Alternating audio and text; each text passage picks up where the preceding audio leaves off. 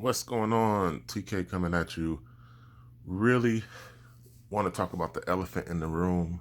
This video is focused as a synopsis on everything that I've come to you with before in terms of financial information, the educated decision-making process that you have to do in terms of timing, placement, whatever you plan to do to secure your financial future, right? The elephant in the room, to me, essentially is the underbelly as it applies to an analogy with weight, but in a more specific sense, the lifeblood of fiat currency, which I think is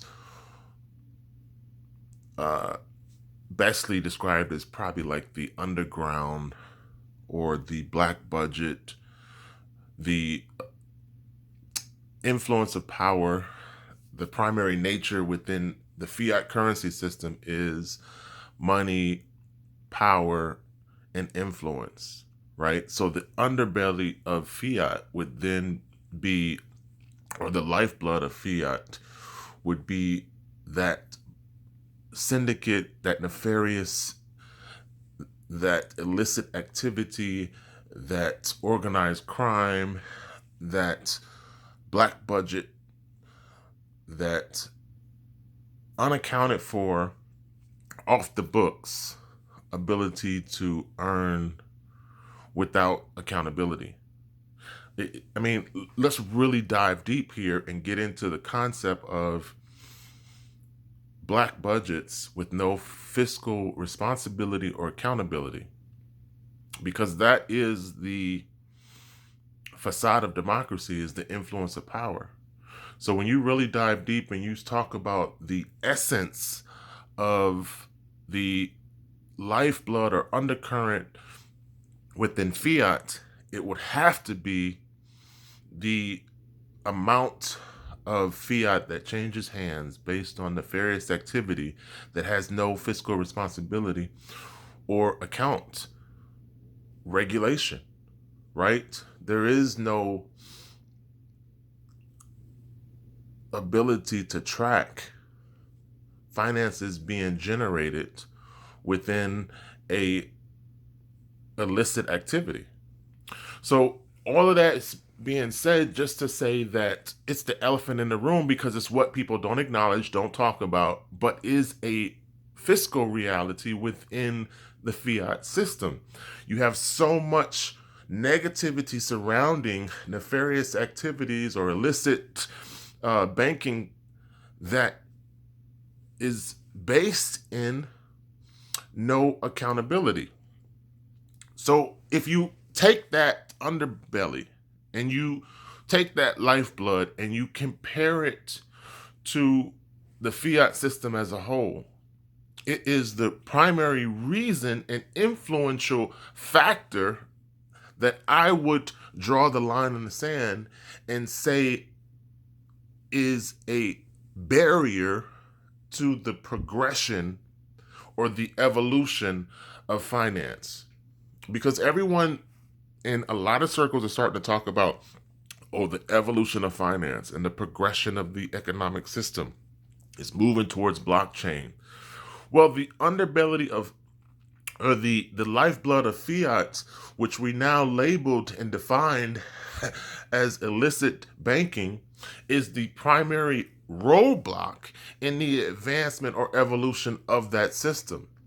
Because the influence of power through the ability to gain currency without accountability is the primary influence that we won't talk about in terms of not evolving the financial evolution.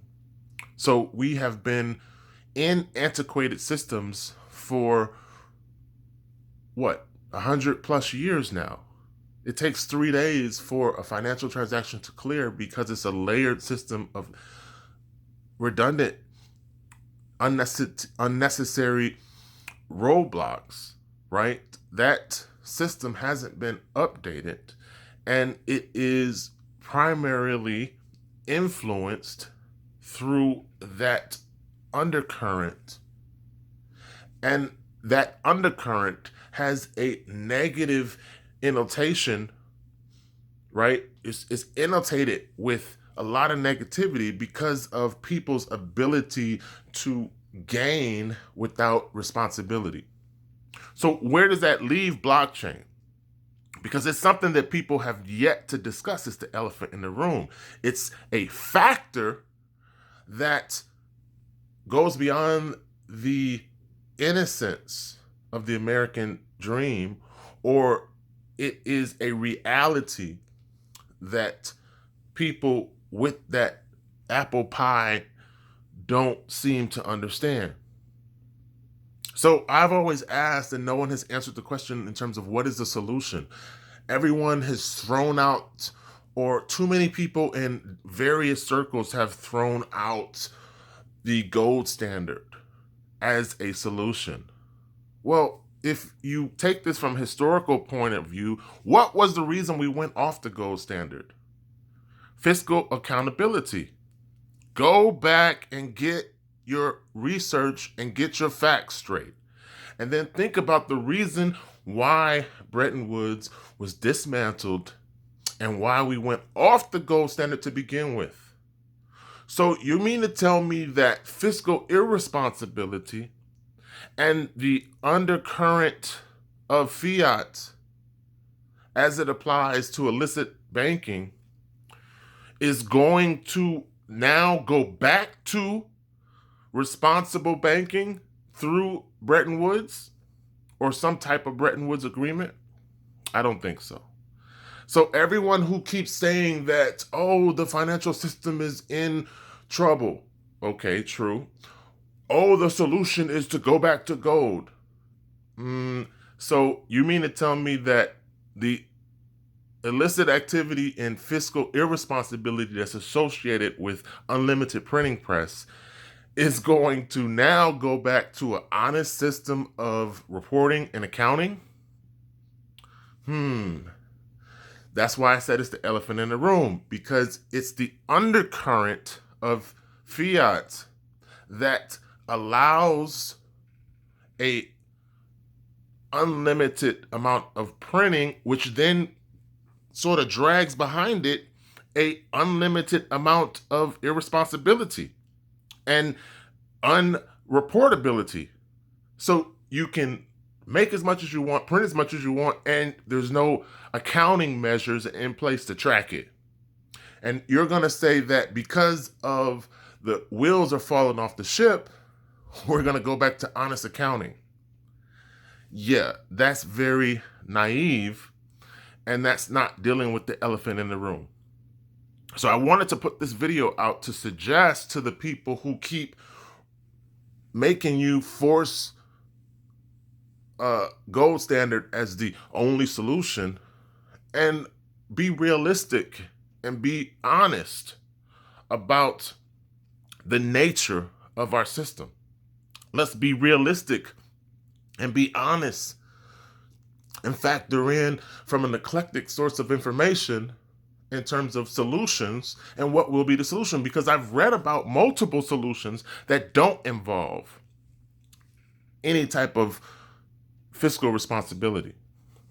If you talk about the Amero, if you talk about the international settlement note, if you talk about the domestic settlement note, see, there's a lot of solutions out there that don't require and involve fiscal responsibility. And the undercurrent of fiat will lean more towards fiscal irresponsibility than they will lean towards a Bretton Woods agreement. And that's the part that people won't talk about. So I just want to put it out and come from a historical perspective, because we can say in history that no fiat currency has lasted more than 75 years, and we're pushing 100. So we can say that the nature or the intrinsic side of unlimited printing comes with a failure history, or has a rhetorical nature in failure in terms of what might happen in the future. But when we talk about solutions, right, and we talk about blockchain, you have to talk about the primary nature of fiat and the underbelly or undercurrent that is in fiscal irresponsibility, the illicit activity that runs this system. I think is the reason why blockchain hasn't advanced to the degree that it could. Because if you think about it, all technology is regulated to the control measure of that financial influence. When did cell phones come out? My father was using a cell phone in Vietnam, but when did it come to the public? In the 80s, right? So what I'm telling you is that be eclectic in your research, be realistic in your approach, and stop pushing one as if it's the only. Because I think you've set yourself up for failure when you think there is only one, right? There's only one, and this is what you have to do. You know what I'm saying? You have to open your mind and broaden your horizons to the point where you understand all of the solutions that are being proposed, and then you position yourself so that whatever is the one that ends up being the primary, you're still okay.